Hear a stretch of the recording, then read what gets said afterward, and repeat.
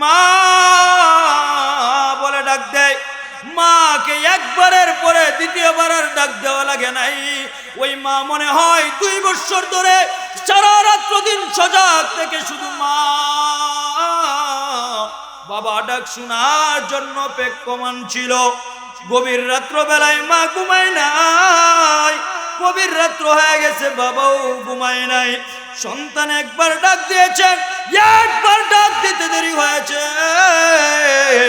একবার ডাক দেওয়ার মাত্রই সন্তানের ডাক শুনে মার বিছানার ভিতরে নাই, দরজাটা খুলিয়া বলে, বাবা তোমার কি কোনো ঝামেলা হয়েছে কিনা, তুমি কি কোনো বিপদে পড়ছো কিনা?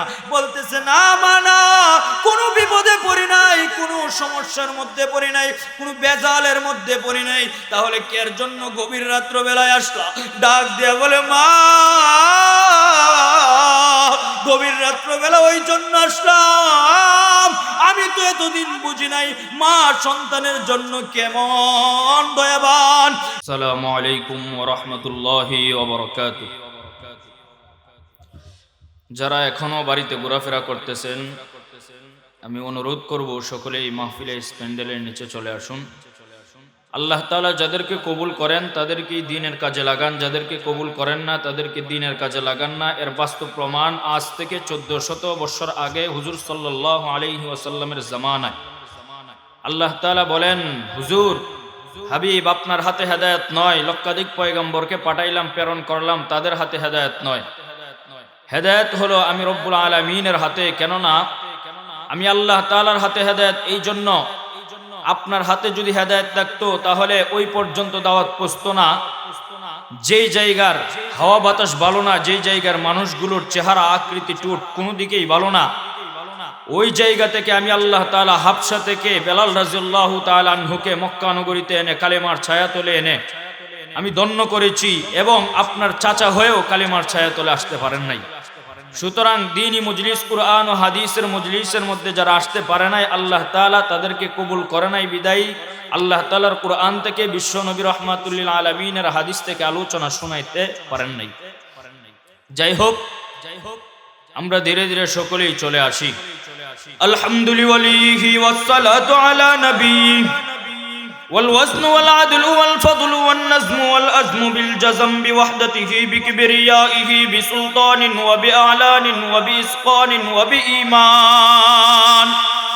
وبإيمان وبيان في فرقان وحده لا شريك له وحده بوحدة موحدا بوحدة وحيدا وأحدا بلا مدد وجدد ونصب ووصف في الكمال لا شريك له ولا نظير له ولا مثل له ولا مثال له ولا وزير له ولا مكازم له ولا مضارع له ولا منادي له ولا جلد بلد ولد جزد رزو جزو نزو عزم له ولا جزب وزب عيب قاب بيت خصم له ولا مقارن له ولا مكازم له ولا مضارع له ولا منادي له ثم نشهد أن لا إله إلا الله وحده لا شريك له من يشرك في ذاته وصفاته وعاداته وآياته ثم نشهد أن سيدنا وسندنا ومولانا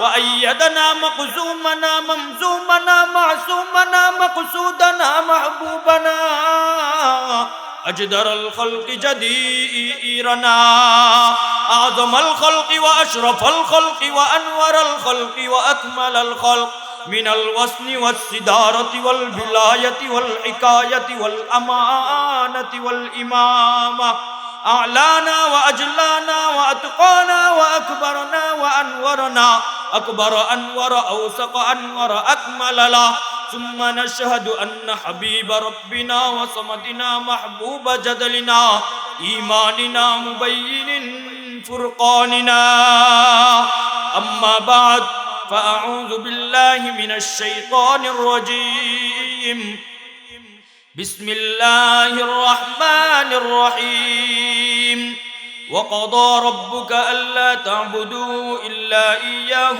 وبالوالدين إحسانا بارك الله لنا ولكم في القرآن المجيد ونفعنا وإياكم بالآيات والذكر الحكيم. قال رسول الله صلى الله عليه وسلم: تركت فيكم أمرين لن تضلوا ما تمسكتم بهما كتاب الله وسنة رسوله، أو كما قال النبي عليه الصلاة والسلام. سبحانك لا علم لنا إلا ما علمتنا إنك أنت العليم الحكيم. दुनिया की सदाकत में तेरा नाम रहेगा, दुनिया की सदाकत में तेरा नाम रहेगा, सिद्दीक तेरा नाम से इस्लाम रहेगा, ऐ सिद्दीक तेरा नाम से इस्लाम रहेगा. दुनिया की अदालत में तेरा नाम रहेगा, दुनिया की अदालत में तेरा नाम रहेगा, ऐ फारूक तेरा नाम से इस्लाम रहेगा, ऐ फारूक तेरा नाम से इस्लाम रहेगा. मदरसा मुबारकिया মইনুল ইসলাম রাজনগর, রয়্যাল বাড়ি কেন্দ্র নেত্রকোনা এর উদ্যোগে হাফেজ হযরতের প্রাজ্ঞী প্রদান উপলক্ষে বার্ষিক ইসলামী মহাসম্মেলনের সম্মানিত সভাপতি, প্রধান অতিথি ও আমন্ত্রিত উলামায়ে কেরামগণ, আমার সম্মুখ সমাবেত মাতার তাজতুল্য মুরব্বিয়ানে আযম, পর্দানিশীন, পর্দার আড়ালের মা ও বোনেরা, যুবক ভাইয়েরা, মহান রব্বে কায়নাত আমাদেরকে এই মজলিসে আসার বসার তৌফিক দিয়েছেন, এই জন্য সকলেই শুকরিয়া আদায় করে বলি আলহামদুলিল্লাহ. আমি যে আয়াতে কারিমা তেলাওয়াত করেছি, অল্প সময়ের ভিতরে কিছু আলোকপাত করব. আল্লাহ তাআলা যেন আমাকে আপনাদেরকে শুনে বুঝে আমল করার তৌফিক দান করেন. ছোট্ট একটা আয়াতে কারিমা তেলাওয়াত করেছি, অসংখ্য অগণিত হাদিস থেকে ছোট্ট একটা আয়াতও তেলাওয়াত করেছি, হাদিসও তেলাওয়াত করেছি. ওই আয়াতের মধ্যে বলা হয়েছে, আল্লাহ তাআলা বলেন, আমার পরে যদি দুনিয়াতে কাউকে মানতে হয় তাহলে তোমরা তাকে মানবে, আমার পরে যদি কাউকে দুনিয়াতে প্রাধান্য দিতে হয় তাকে দিবে. তিনি কে? তিনি হলো আমাদের মা. মাতা পিতাকে সম্মান করতে হবে এবং মাতা পিতার হক আদায় করতে হবে. ওই জন্য আল্লাহ তাআলা কুরআনুল কারীমের মধ্যে বলেছেন, ওয়াকাদা রাব্বুকা আল্লা তা'বুদু ইল্লা ইয়াহু ওয়া বিল ওয়ালিদাইনি ইহসানা. ও দুনিয়ার মুসলমান ইমানদার, তোমরা শুনে রাখো, তোমরা মা বাবার সঙ্গে ইহসানপূর্ণ আচরণ করো. ইহসানপূর্ণ আচরণ করবে কেমনে? মা বাবা তোমাদেরকে করছে যেমনে, মা বাবা তোমাদেরকে করছে যেমনে, ওইভাবে তোমরা ইহসানপূর্ণ আচরণ করো মা বাবার সঙ্গে. মা বাবা কেমন ভাবে ইহসানপূর্ণ আচরণ করেছে? মা বাবা এমন ভাবে ইহসানপূর্ণ আচরণ করেছে, ওই মা বাবা তুমি সৃষ্টি হওয়ার পরে, দুনিয়াতে আসার পরে মা বাবা নিজের জন্য আর ভাবে নাই, নিজের জন্য দুনিয়াতে আর থাকার জন্য ভাবে নাই, চলার জন্য ভাবে নাই. একমাত্র তুমি সন্তানের জন্য সব কিছু করেছে, তুমি সন্তানের জন্য ধন সম্পদ করেছে, তুমি সন্তানের ভবিষ্যতের জন্য লেখাপড়া করিয়েছে, ডক্টরেট করিয়েছে, শুধু একমাত্র তুমি সন্তানের জন্য. এই জন্য আল্লাহ তাআলা কুরআনুল কারীমের মধ্যে বলেন, ওয়াকাদা রাব্বুকা আল্লা তা'বুদু ইল্লা ইয়াহু ওয়া বিল ওয়ালিদাইনি ইহসানা. ও দুনিয়ার মুসলমান ইমানদার, লক্ষ্য করে শুনে রাখো, লক্ষ্য করে শুনে রাখো. আল্লাহ তাআলা বলেন, দুনিয়াতে যদি কাউকে প্রাধান্য দিতে হয় একমাত্র তাদেরকেই প্রাধান্য দাও. মা বাবার উপরে ইহসানপূর্ণ আচরণ করো, মা বাবাকে দুনিয়াতে প্রাধান্য দিয়ে দাও. মা বাবাকে ইহসানপূর্ণ আচরণ করবে কেমনে? মা বাবা তুমি যখন ছোট্ট ছিলে মা বাবা করছে যেমনে, মা বাবা তোমাদের উপরে ইহসানপূর্ণ আচরণ কেমনে করেছে, ওই মা বাবা তুমি হবার পরে, দুনিয়াতে আসার পরে নিজের জন্য আর ভাবে নাই, ওই মা বাবা নিজের জন্য আর ভাবে নাই, নিজের জন্য ধন দৌলত জমা করে নাই। ওই মা বাবা তুমি সন্তানের জন্য ধন দৌলত জমা করেছে, তুমি সন্তানের জন্য সব কিছু করেছে। ওই মা ডাক দিয়া বলেন, সন্তান তোমার জন্য আমি কি না করতে পারি। তুমি যখন ছোট্ট ছিলে আমি মা তোমাকে কষ্ট করার জন্য দেই নাই। আমি মা সবসময় ভাবতাম আমার সন্তানটাকে কেমন ভাবে আগলে রাখবো। একটা ছোট্ট ঘটনা বললে বুঝতে পারবেন। একজন ব্যক্তি তার মা বাবাকে খুব মহব্বত করত, খুব ভালোবাসতো।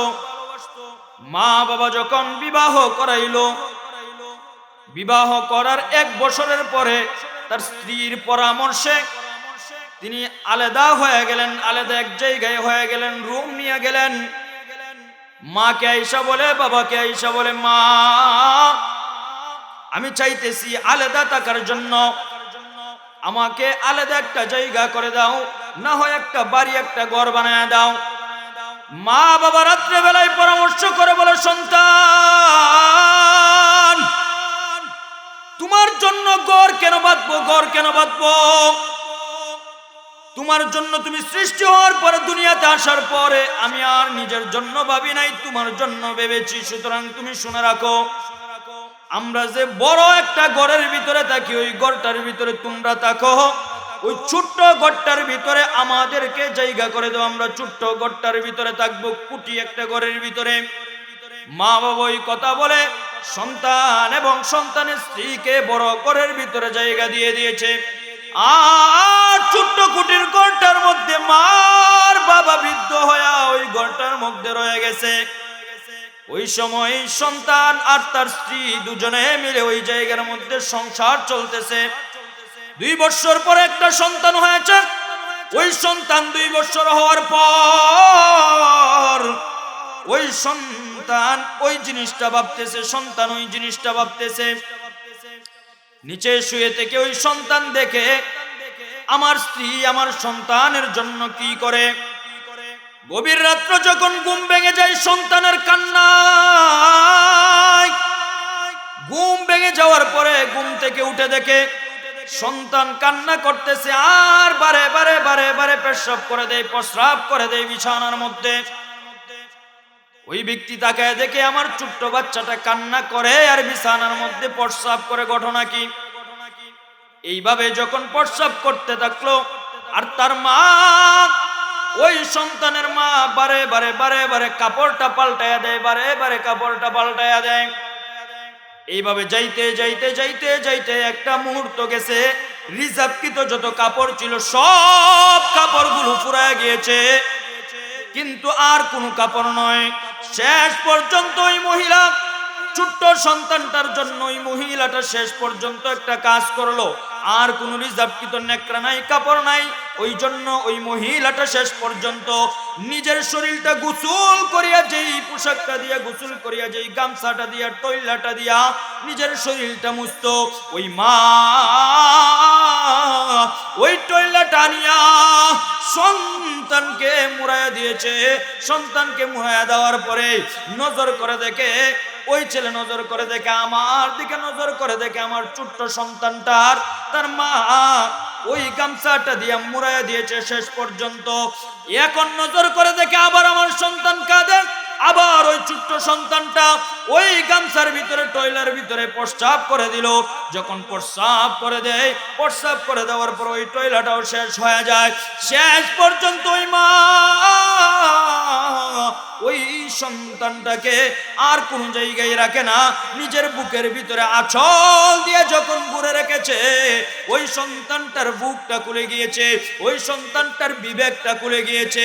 যেই ছেলেটা 2 বছর পর্যন্ত মার সঙ্গে কথা বলতো না, বাবার সঙ্গে কথা বলতো না, মহান আল্লাহ তাআলা তার সন্তানকে দিয়েই তার বিবেকটা খুলে দিয়েছে। যখন সন্তানের বিবেক জাগ্রত হয়ে যায়, জাগ্রত হওয়ার পর ওই সন্তান তাকায় দেখে আমার সন্তানের বারবার কাপড় পাল্টানোর উপরে আমার সন্তানের কাপড় পাল্টায় দিতেছে, বারবার কাপড় পাল্টায় দিতেছে, শেষ পর্যন্ত কোনো কিছু নাই, নিজের গামছা পর্যন্ত যখন তার মা নিজের গামছা পর্যন্ত সন্তানকে মুড়ায় দিয়েছে, গামছার ভিতরে প্রস্রাব করে দিয়েছে, গামছা ফেলে দিয়েছে, শেষ পর্যন্ত যখন আর কোনো কিছু নাই, তখন শেষ পর্যন্ত নিজের আঁচল দিয়া সন্তানটাকে যখন কুলে নিয়েছে, আমার আর বিবেক লুকাইতো নাই, আমার বিবেকটাও জাগ্রত হয়ে গেছে। বিবেক যখন জাগ্রত হয়ে গেছে, ওই সন্তান বলতেছে রাত্রবেলায়, গভীর রাত্রবেলায় বলতেছে, এই ঘরটার ভিতরেই তো আমি শুয়েছিলাম, ওই কাঠটার ভিতরেই তো আমি জন্মগ্রহণ করেছিলাম, আমার মা তো বারবার আমি পেশাব করে দিতাম, আমি প্রস্রাব করে দেওয়ার পরে বারবার আমার মা কাপড় পাল্টায় পাল্টায় পাল্টায় পাল্টায় ওইভাবে আগলায় রাখতো, বুকের উপরে আগলায় রাখতো। আজকে কেমন ভাবে আমার মা ওই ঘরটা থেকে সরে যায়, এটা আমার সহ্য হবে না। যাই মায়ের কাছে গিয়ে ক্ষমা চাই। ওই সন্তান ওই কুটুরি ঘরটার সামনে ফজরের আগে আগে, রাত্র তখন গভীর হয়ে যায়, ফজরের আগে আগে ওই সন্তান ওই কুটুরি ঘরটার মধ্যে গিয়ে একবার ডাক দেয়, মা বলে একবার ডাক দেয়। 2 বছর ধরে মা বলে ডাকটা মা শুনতে পায় না, 2 বছর ধরে বাবা বাবা বলে ডাকটা সন্তানের মুখ থেকে শুনতে পায় না। ওই সন্তানের বিবেক যখন জাগ্রত হয়ে যায়, জাগ্রত হওয়ার সঙ্গে সঙ্গে ওই কুটুরি ঘরটার সামনে গিয়া যখন মা বলে ডাক দেয়, মাকে একবারের পরে দ্বিতীয়বার আর ডাক দেওয়া লাগে নাই। ওই মা মনে হয় 2 বছর ধরে সারা রাত্র দিন সজাগ থেকে শুধু মা বাবা ডাক শোনার জন্য অপেক্ষমান ছিল। গভীর রাত্র বেলায় মা ঘুমায় নাই, গভীর রাত্র হয়ে গেছে, বাবাও ঘুমায় নাই। সন্তান একবার ডাক দিয়েছে, একবার ডাক দিতে দেরি হয়েছে, একবার ডাক দেওয়ার মাত্রই সন্তানের ডাক শুনে মার বিছানার ভিতরে নাই, দরজাটা খুলিয়া বলে, বাবা তোমার কি কোনো ঝামেলা হয়েছে কিনা, তুমি কি কোনো বিপদে পড়ছো কিনা? বলতেছে, না মা না, কোনো বিপদে পড়ি নাই, কোনো সমস্যার মধ্যে পড়ি নাই, কোনো বেজালের মধ্যে পড়ি নাই। তাহলে কের জন্য গভীর রাত্র বেলায় আসলা? ডাক দিয়া বলে, মা গভীর রাত্র বেলা ওই জন্য আসলাম, আমি তো এতদিন বুঝি নাই মা সন্তানের জন্য কেমন দয়াবান, মা সন্তানের জন্য কেমন দয়াবান, সন্তান মার জন্য তো তেমন দয়াবান না, বাবা সন্তানের জন্য কেমন দয়াবান। ওর অলবাড়ির মুসলমান ইমানদার শোনা রাখেন, ও যুবক ভাইয়ারা, মার সঙ্গে কেমন ভাবে আহসানপূর্ণ আচরণ করতে হবে। মার সঙ্গে আহসানপূর্ণ আচরণ করলে মহান আল্লাহ তাআলা তোমাদেরকে কি পুরস্কার দিবেন। আর যদি মা বেজার হয়ে যায়, আর যদি বেজার অবস্থায় তুমি কবরের ভিতরে যাও, তাহলে আল্লাহ তাআলা কয়টা শাস্তি দিবে। মার সঙ্গে আহসানপূর্ণ আচরণ করলে, মার সঙ্গে ভালো আচরণ করলে মহান আল্লাহ তাআলা তোমাকে দুনিয়াতে 4টা পুরস্কার দিবে, আখিরাতে তোমাকে 1টা পুরস্কার দিবে। কেমন পুরস্কার দিবে? মার সঙ্গে আহসানপূর্ণ আচরণ কেমনে করতে হবে। ওই সন্তানের বিবেক যখন জাগ্রত হয়ে যায়, সন্তান দৌড়াজার মধ্যে গিয়া যখন মা বলে ডাক দেয়, মা সঙ্গে সঙ্গে ওইটা বলতেছে, সন্তান তোমার কি কোনো বিপদ হয়ে গেছে, তুমি কি কোনো বেজালের মধ্যে পড়ছো? ডাক দিয়ে বলে, মা না, আমি কোনো বেজালের মধ্যে পড়ি নাই, আমি কোনো সমস্যার মধ্যে পড়ি নাই। মা গো এতদিন বুঝি নাই সন্তান যে মা সন্তানের কেমন সম্পদ, মা এতদিন বুঝি নাই, তোমার দরবারে এসেছি, তোমার কাছে কি মাপ পাওয়া যাবে কিনা? ডাক দেয়া বলে, বাবারে মাপ চাওয়ার কথা বলিও না, তুমি যখন আইসা মা বলে ডাক দিয়েছ, 2 বছর পর্যন্ত মা ডাকটা শুনি না, 2 বছর পর্যন্ত বাবা ডাক শুনি না। তুমি যেই সময় গভীর রাত্র বেলায় এসে যখন তুমি মা বলে ডাক দিলা, বাবা বলে ডাক দিলা, ডাক দেওয়ার সঙ্গে সঙ্গে আমি মা আর আমি বাবা সঙ্গে সঙ্গে 2 বছরের যত কিছু আছে সব দোষ ভুলে গিয়ে সঙ্গে সঙ্গে তোমাকে ক্ষমা করে দিয়েছি। এই জন্য মুসা আলাইহিস সালাম তুর পাহাড়ের মধ্যে দাঁড়াইয়া বলেন, ও আল্লাহ, আমার সঙ্গে জান্নাতের সাথী কি হবে এটা যদি বলে দিতেন আমি দেখে আসতাম। আল্লাহ তাআলা ডাক দেয়া বলেন, এটা দুনিয়াতে বললে তো মজাই চলে যাবে। মুসা আলাইহিস সালাম বলেন, না না না, আল্লাহ বলে দেন। ওই সময় আল্লাহ তাআলা বলেন, তাহলে শুনে রাখো, ওই প্রান্তের মধ্যে যাইবা, মরুভূমি পার হইয়া ওই শহরটার মধ্যে যাইবা, ওই শহরটার মধ্যে গিয়া দেখবা একটা ব্যক্তি কসাই গরুর গোশত বিক্রি করে। ওই ব্যক্তিটা গরুর গোশত বিক্রয় করে যখন বাড়িতে যায়, ওই ব্যক্তিটা বাড়িতে গিয়া তার মার সঙ্গে আহসানপূর্ণ আচরণ করে, ওই ব্যক্তিটা জান্নাতে তোমার সঙ্গে বন্ধুত্ব হবে। যখন ওই কথা বললেন, মুসা আলাইহিস সালাম সঙ্গে সঙ্গে রওনা দিয়ে দিলেন। ওই ব্যক্তিটা কে? এমন ব্যক্তি যেই ব্যক্তি কসাই হওয়া অবস্থায়, কসাই থাকা অবস্থায় আমার সঙ্গে জান্নাতের বন্ধু হবে, এটা কেমন ভাবে সম্ভব? ওই ব্যক্তিটাকে না দেখা পর্যন্ত আমার মন ভালো হবে না, আমার মন স্থির হবে না। ওই কথা বলিয়া বলিয়া মুসা আলাইহিস সালাম রওনা দিয়া দিলেন। আল্লাহর পয়গম্বর মুসা আলাইহিস সালাম যখন রওনা দিয়া দিলেন, রওনা দেওয়া মাত্রই মুসা আলাইহিস সালাম ওই প্রান্তরে গেলেন। এক প্রান্তর শেষ করে আরেক প্রান্তর, আরেক প্রান্তর শেষ করে আরেক প্রান্তর, এইভাবে 7টা মরুভূমি পার হয়ে ওই শহরের মধ্যে গেলেন। ওই শহরের মধ্যে মানুষদেরকে জিজ্ঞাসা করতেছেন, কেউ কি এমন আছে কিনা যেই ব্যক্তি কসাইয়ের ব্যবসা করে, কসাইগিরি করে, ওই ব্যক্তি গোশত বিক্রয় করে, এমন ব্যক্তিটার নাম হলো এমন, চেহারা আকৃতি সুরত হলো এমন, ওই ব্যক্তিটা আছে কিনা? ডাক দিয়া বলে, হ্যাঁ, আপনি ওইখানে দাঁড়ান, ওই ব্যক্তিটা এইখানেই কসাইগিরি করে, ওই জায়গায় গোশত বিক্রয় করে, ওই জায়গায় মুসা আলাইহিস সালাম তার জান্নাতের বন্ধুর সঙ্গে দেখা করার জন্য যখন দাঁড়িয়ে রইলেন, দাঁড়িয়ে থাকা মাত্রই ওই ব্যক্তিটা এসেছে। আসা মাত্রই যেই ব্যক্তি আল্লাহ তাআলা পছন্দ করে, যেই ব্যক্তিটাকে, যেই ব্যক্তি আল্লাহ তাআলার গোলামি করে, ওই ব্যক্তি মেহমানকে আপ্যায়ন করতে জানে। সকল পয়গম্বরের একটা সুন্নত ছিল, হযরত আদম আলাইহিস সালাম থেকে নিয়ে শেষ নবী পর্যন্ত যত পয়গম্বর এসেছে, সকল পয়গম্বরের একটা সুন্নত ছিল মেহমানদারি করা। এই মেহমানদারি করা ভালো মানুষ খুব পছন্দ করে। যারা ভালো মানুষ তারা মেহমানদারি পছন্দ করে। ওই ব্যক্তি তো একজন আল্লাহওয়ালা একজন ব্যক্তি, যেই ব্যক্তি দুনিয়াতে থাকা অবস্থায় মুসা আলাইহিস সালামের জান্নাতের বন্ধু হয়ে যাবে, সার্টিফিকেট পেয়ে নিয়েছে। ওই ব্যক্তিটা কেমন আখলাকওয়ালা হবে, কেমন চরিত্রবান হবে, কেমন সিরাতওয়ালা হবে, কেমন সূরাতওয়ালা হবে। যখন পয়গম্বর মুসা আলাইহিস সালাম ওই ব্যক্তির কাছে গেল, যাও মাত্রই ওই ব্যক্তি বলেন, আপনি আমার মেহমান হবেন। বলতেছে, আমি তো আপনার মেহমান হওয়ার জন্যই আসছি। তাহলে নিজের যে কার্ডটা আছে, ওই কার্ডটা মুসা আলাইহিস সালামকে দিলেন, বসার জন্য বসলো। মুসা আলাইহিস সালাম দেখে ওই ব্যক্তিরা সব গোশত বিক্রয় করে শেষ পর্যন্ত কলিজা নিয়ে রওনা হইলেন বাড়ির দিকে। মুসা আলাইহিস সালাম কিন্তু এমন একজন পয়গম্বর যিনি আল্লাহকে বারবার প্রশ্ন করে। এমনকি একটা ঘটনা জানি, খিজির আলাইহিস সালামকেও মুসা বারণ করার পরেও বারবার প্রশ্ন করেছিল।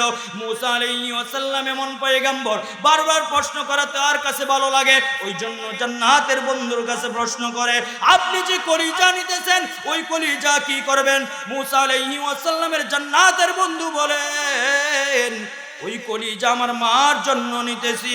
আর কোনো প্রশ্ন করেন নাই, চুপি চুপি যাইতেছে। গিয়া দেখেন ওই কলিজাটা বিবিকে ডাক দিয়া বলে, বিবি আয় আয় আয়, আমার মার জন্য কলিজা এনেছি, ওই কলিজাটা তুমি নাও, বুনা করো, আমার মার জন্য বুড়া করো। মেহমান এসেছে, মেহমান খাবে, মেহমান থাকবে, মেহমানের জন্য রুমটা রেডি করো। মেহমানকে এক জায়গায় বসাইয়া মার কাপড় চুপড় নিজের হাত দিয়ে ধৌত করে দেয়। মার পেশাব পায়খানা নিজের হাত দিয়ে যখন ধৌত করে দেয়, মুসা আলাইহিস সালাম তাকায়া তাকায়া ওইগুলো নজর করে। আল্লাহর পয়গম্বর মুসা আলাইহিস সালাম ডাক দিয়া বলেন, তাহলে শুনে রাখেন, আপনি যে আপনার মার কাপড় চোপড় আপনি ধুয়ে দিলেন, আপনার স্ত্রীও তো ছিল, আপনার স্ত্রীকে দিতে পারতেন। ডাক দিয়া বলে, না কাছে কেন দেব, আরেকজনের মেয়ের কাছে কেন দেব? আমার কাছে আমার মার কাপড়গুলো দৌত করতে 1 মিনিটের জন্য ঘৃণা লাগে না, 1 মিনিটের জন্য দ্বিধাবোধ হয় না। অন্যজনের বাড়ি থেকে একজন মহিলা আসলো, ওই মহিলা যদি আমার মার কাপড় 1 দিন না হয় 2 দিন না হয় 3 দিনের মাথার মধ্যে ঘৃণা করবে, তাহলে আমার মার কাপড় চোপড়ের মধ্যে ঘৃণা করলে এটা আমার মা কষ্ট পাবে, আর আমি যদি শুনতে পারি আমারও কষ্ট লাগবে। সুতরাং 2 কষ্ট যেন না হয়ে যায়, এই জন্য আমি ওই সারাদিন চাকরি করে সারাদিন কসাইগিরি করে আমি আমার মার জন্য নিজে ভালো গুস্তুটা ইনটেক গুস্তুটা নিয়ে আসি এবং আমি আমার মাকে খাওয়া দেই। ওই কথা বলে তার নিজের মাকে গোসলটা করাইয়া কাপড়টা পরাইয়া কপালের মধ্যে চুমু দিয়া বিছানার মধ্যে শুয়াইয়া বলতেছে, বিবি সাহেব আয় আয়, আমার মার জন্য যেই খাবারগুলা রেডি করেছিল ওইগুলো নিয়ে আসো। মার জন্য খাবারগুলা নিয়ে আসলো। ওই সন্তান নিজের হাত দিয়া ছোট্ট ছোট্ট লুকমা বানায়া মাকে পানি দিয়া খাওয়ায়া দেয়। খাওয়ায়া দেওয়ার পরে বলতেছে, সন্তান তুমি আমাকে কেবলামুখী করে দাও। সন্তান তার মাকে কেবলামুখী করে দেয়। কেবলামুখী করে দেওয়ার পরে ওই সন্তান যখন তার মাকে কেবলামুখী করে দেয়, বৃদ্ধ বয়স বৃদ্ধতে রূপান্তরিত হয়ে গেছে। মা হাঁটতে পারে না, চলতে পারে না, ঘরের মধ্যে পড়ে গিয়েছে ওই মা।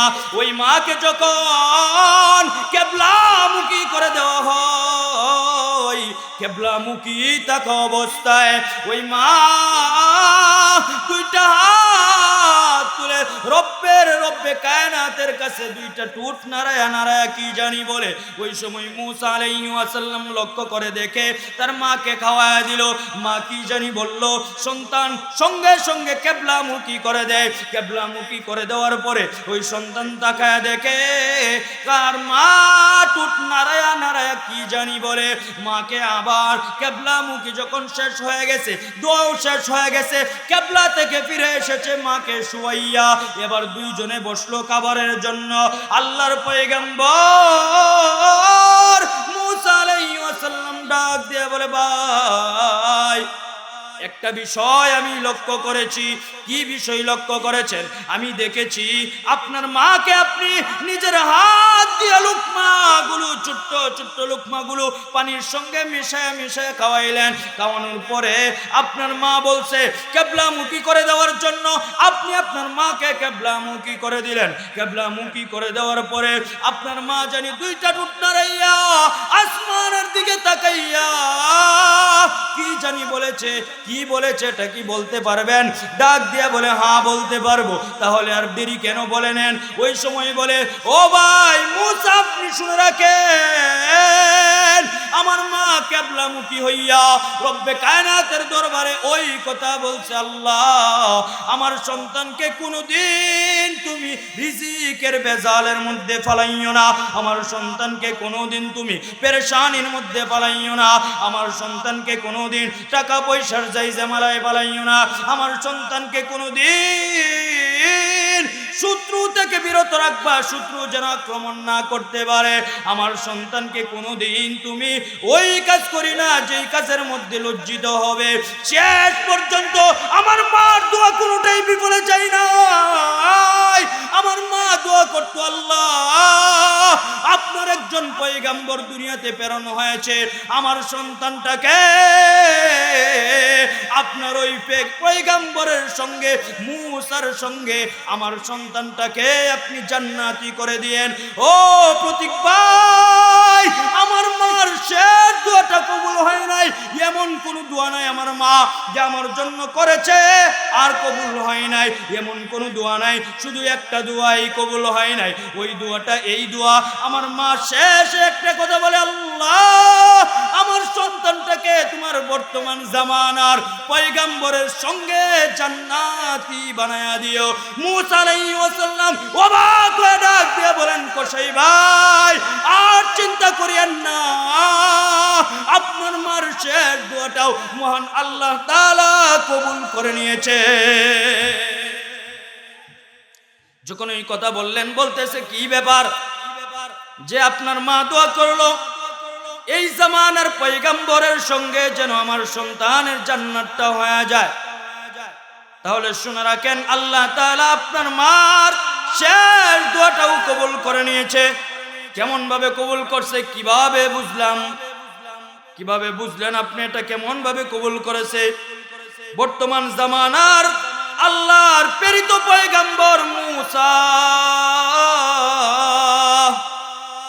যাকে দুনিয়াতে প্রেরণ করেছে মানুষকে হক বুঝানোর জন্য, মানুষকে অন্ধকারের দিক থেকে আলোর দিকে আনার জন্য, ওই পয়গম্বর অন্য কেউ না,